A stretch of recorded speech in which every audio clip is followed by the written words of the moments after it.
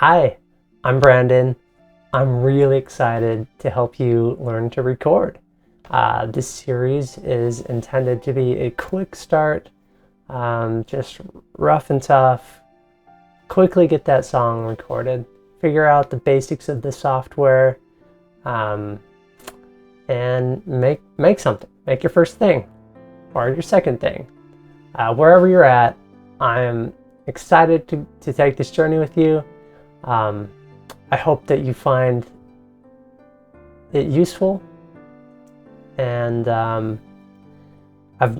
this first video is just a general overview. So if you feel like you understand how to get audio into the computer, and maybe you already have Cubase downloaded or another workstation, you can go ahead and skip to the next video. But you might find something useful in here that you didn't know. So that being said, let's take a look at this diagram I've made. Okay, so I've written down the general process over here on the right, and I've made some diagrams over here on the left. They kind of go together. I'll be zooming in and out. So essentially, there's two ways to get audio into your computer. And I'm going to zoom in right here. So you have live audio, and we'll start with that. So what that looks like is what you might expect when you're recording something. You could plug in a microphone and record anything from vocals to drums to a guitar amp, you name it. It captures live sound. You're going to do that by attaching an XLR cable, plugging that into some sort of audio interface, which is just something that allows sound to be transferred to digital information so the computer can understand it. And an audio interface will also play back sounds. You can plug in nice speakers to it. The interface will plug into your computer with an USB cable. You can have a laptop, a desktop, and perhaps even a tablet or a phone, but those generally don't have the best programs on them for recording, which we'll get to. The other way to get sounds is by using MIDI. This is a MIDI keyboard. As you can see here, a MIDI keyboard has no sounds by itself. Instead, the computer supplies the sounds. And I just realized, I'm kind of just going off the cuff here.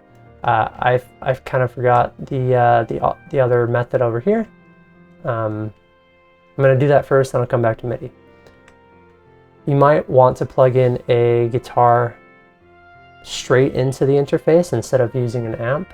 And in that case, it's similar to a MIDI keyboard in the fact that the computer is going to help with the sounds. You might emulate a guitar amp or a pedal, give it some distortion, something like that.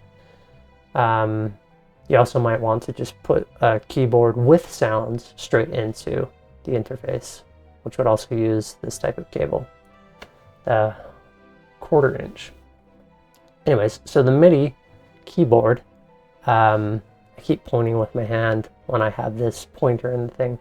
The MIDI keyboard is connected to the computer with a USB cable. These days, it used to be a MIDI cable, but we don't need to go into that.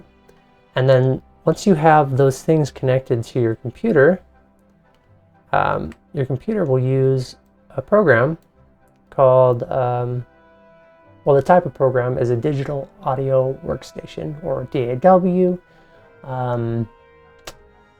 The one that this tutorial is based around is Cubase, but you'll find that they're all very similar. They can all do very much the same thing, just with, they just look different and act differently occasionally. It's kind of like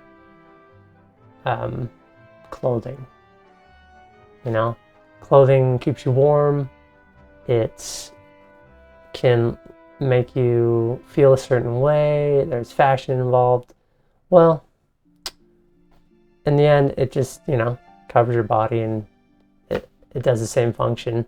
Each outfit is clothing, right? In the end. Sometimes it's flashier. Same thing with DAWs. Some of these other popular DAWs I mentioned: Pro Tools, Logic Pro, Ableton Reaper. There's many more. Those are just a few.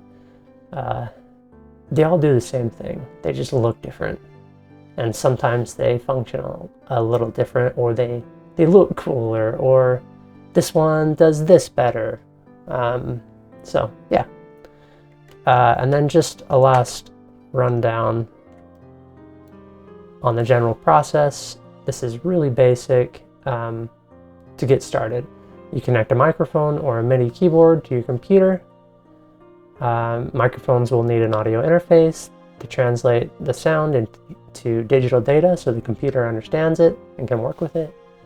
A digital audio workstation, or a DAW, is used to record, edit, mix, and master your song, which we'll get into. That's very broad.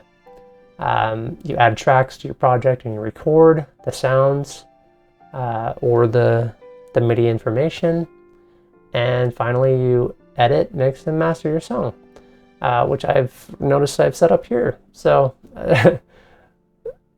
that's okay.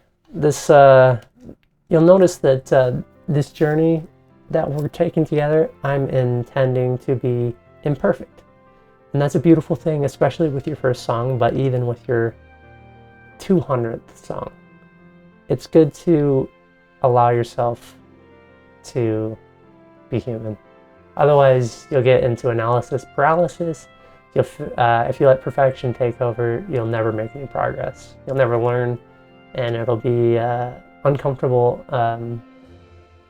unenjoyable experience. You can skip to the next video. I have one more story kind of related to that you might find interesting. When I was about a year and a half old, I saw a bowl up on the table. Well, so I've been told, I don't remember. I pulled it down and it was beaten eggs. And it came all over me and all over the floor. And I think, even though that's not like a great experience, like you wouldn't want to do that continuously, you wouldn't want to do that again. I think the beautiful thing is I let my curiosity at the time go free. And I think